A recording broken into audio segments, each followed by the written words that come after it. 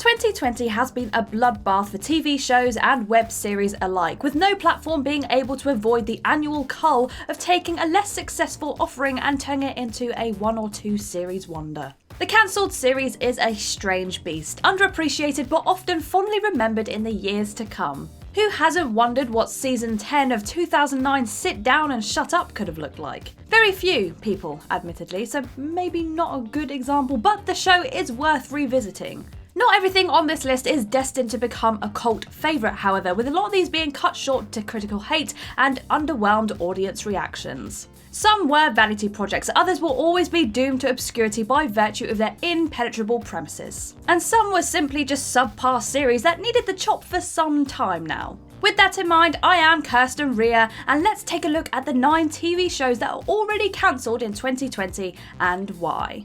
Number 9, AJ and the Queen.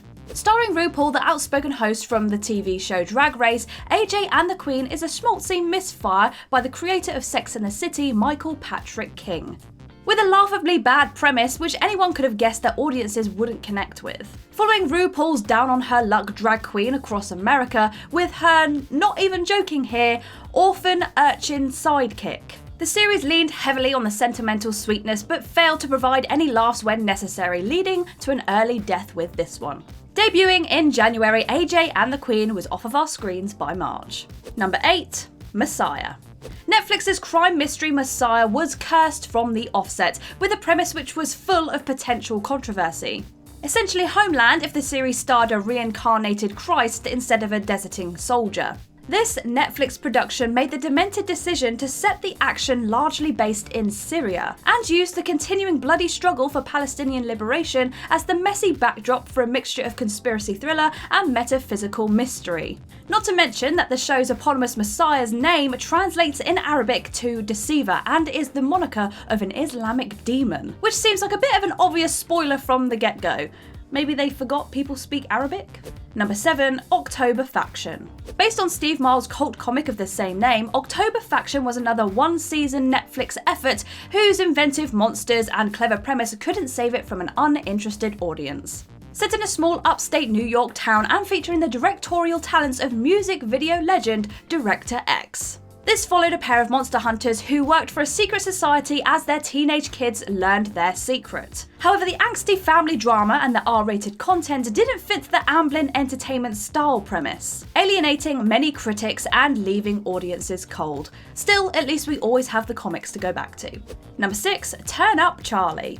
Someone needs to check in on the Wire star Idris Elba. If he wants to go on to be the next 007 star, then he really needs to take better care of his spine and stop carrying lame Netflix sitcoms like Turn Up Charlie on his back. This one-season wonder follows Elba's eternal bachelor and DJ as he's told to stop shirking responsibility and grow up, and then becomes a nanny to his best friend's problem child. This was it in terms of plot, and whilst predictable sitcom shenanigans did ensue, Idris Elba's internal charm wasn't enough to keep this dud afloat for more than a few middling installments.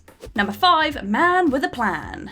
Another sitcom starring everyone's favourite Joey, Man with a Plan was about a stay-at-home dad which actually lasted a lot longer than people expected. Beginning as his critically acclaimed meta-comedy series episodes ended, this Matt LeBlanc series never gained the love that it was shown due to its predictable plots and uninspired premise. Frequently being compared to the works of Kevin James, ouch, Man with a Plan has inevitably been cut short in its 4th season earlier this year. However, this may be better than seeing it try to squeeze out another few flat, unoriginal seasons. Number 4, God Friended Me. Okay, so it's fair to say that the premise of this show and its swift cancellation is all illustrated in that insane title, with an attempt to cash in on the faith-based film craze and transport its limited appeal to television form. This dramedy follows an outspoken atheist who, give us strength, is followed by God himself on Facebook, which starts his spiritual awakening. It's understandable that this one didn't make it past the 2nd season, despite critics granting it all sorts of excuses and doing all sorts of manoeuvres to try to avoid labelling the childish premise as embarrassingly misguided as it was. Number 3, Nightfall. A Viking knockoff through and through, this History Channel series saw its armoured head on the chopping block just like many other serfs earlier this year. Nightfall began by covering the exploits of the Knights Templar with its first season way back in 2017. It was a slow-paced and not too promising series which many critics didn't believe deserved a second series that it got in 2018. And despite the arrival of Star Wars legend / new Chucky Mark Hamill to its already overstuffed cast, it still struggled to win over a sizable audience. This one was probably more of a mercy killing, so let's hope the next look at this fascinating period brings with it a bit more action. Number 2, Insatiable. Perhaps it's less surprising that Insatiable was cancelled and more surprising that it even made it to a second season in the first place. Starring former Disney Channel heroine Debbie Ryan, this blackly comic tale of revenge in a cutthroat world of beauty pageants struggled with its wannabe edgy presentation, resulting in an embarrassing attempt at satire which failed to say anything controversial about power and politics in America today. It's a shame that this one didn't mind more worthwhile insight from its killer conceit, but it's no shame that Netflix put this one to sleep after a few disappointing outings. Number 1, Broke. Coming from Alex Hirschlag, Broke was a short-lived sitcom about a put-upon single mum who lets her sports sister crash at her place after her trust fund goes kaput, with said sister bringing both her husband and her personal assistant along. Naturally. The premise sounds a little bit like a knockoff of Schitt's Creek, so surely this series could take the place of the recently completed series in the hearts of the public, right? Maybe, if Hirschlag wasn't the writer behind 2009 Sit Down Shut Up, the Will and Grace reboot, and The Doomed Man with a Plan. Starting to notice a pattern here. Network executives, take note.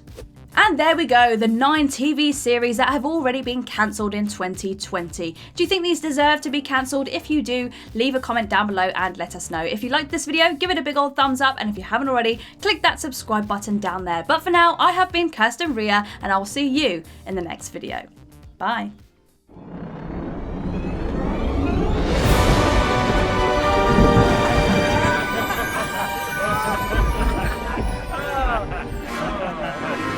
Look, my son, look at the marvel that I have created.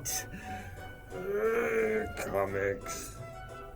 They called me a fool for trying to put a dead meme onto a t-shirt. A damn bold fool! A damn bold fool with an ass that won't quit. It got quite personal towards the end there. But look who's laughing now! Quiet! Quiet, my son, my ugly son. For my other creation rises. Look at the quality fabric, hand-stitched by blind orphans. The perfect letter spacing calculated so meticulously that Rich Hudson had an erection for months about it. And a colouring so deep that I had to buy the dye off the dark web. Oh, for God's sake, Josh! Sorry.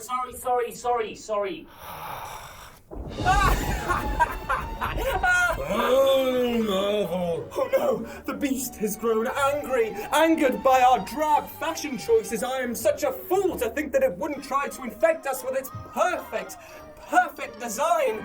Quick, we must do something to appease the beast. Why don't we buy one from shop.whatculture.com? Oh, look, it's already got Scott Nash. Oh no!